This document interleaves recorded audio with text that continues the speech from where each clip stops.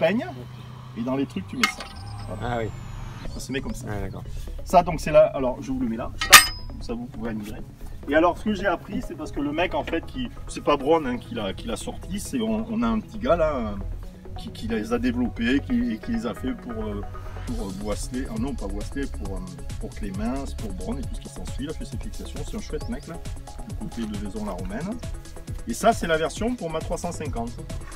Alors si tout va bien, parce que à chaque fois je me plante, j'ai pas pris le bon. La bleue c'est la droite. Voilà, merci, La rouge, la gauche. merci monsieur le vigneron.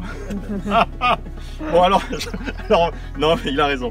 En fait ça c'est la fixation et c'est vrai que je viens de prendre le contraire. Merde, excusez-moi. C'est-à-dire que pour la 500, eh bien, il y a deux trous ici.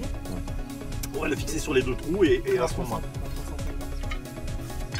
Moi je parle de la 500 là. Ah d'accord. Ne me brouillez pas monsieur. Et hop, avec une petite astuce, hop, voilà, elle se trouve ici. Enfin, elle se trouve ici, là, à l'arrière, vous voyez. Et c'est vrai que mine de rien, ça permet quand même de bien nettoyer. Par contre, ce que j'ai appris, et c'est vrai, il ne faut pas avoir le peigne. Parce que le peigne en fait fait dégager la terre et on a moins d'effet sur le gouvernail. Et c'est vrai que ça marche mieux, donc c'est aussi fait pour ça. Moi au début je dis merde c'est dommage, t'as pas les peignes parce que les peignes à l'arrière ça permet quand même un peu de soulever la terre, de mettre un peu plus les racines à nu. Ce qu'on pourrait reprocher par exemple à la 350, c'est vrai qu'elle va soulever la terre mais elle va reposer la terre donc s'il peut l'effet peut être un peu on va dire amoindri. Mais c'est vrai que pour ça en fait, non mais c'est vrai qu'il était venu à la maison donc on avait regardé tout ça ensemble et c'est vrai que j'avais plus d'efficacité en enlevant les peignes et en travaillant tout ça. Donc ça va bien pour moi en milieu fin de saison quoi. Là c'est vrai que la terre est beaucoup plus libre grossièrement. Voilà. Alors après le palpeur bon est quelque chose d'extrêmement sensible.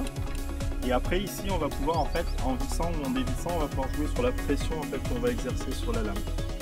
Alors c'est vrai qu'en début de saison ben, la terre est plutôt dure donc on va avoir tendance à visser, à avoir un maximum de pression.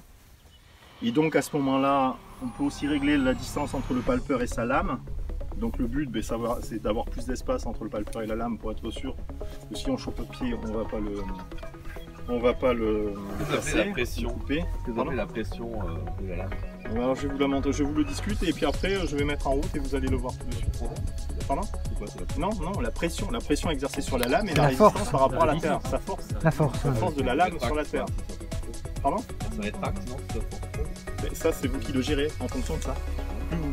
Non, à un moment donné, si vous voulez, je vous enlève le palpeur, je le mets à fond, on rentre là et je dégage tout le rang et je le fous en bout quoi. Vous voyez ce que je veux dire? Et à contrario, sans palpeur, on va dévisser au maximum jusqu'au moment où en fait la lame d'elle-même va se rétracter. Et après, mais je vais vous le faire, on va le regarder.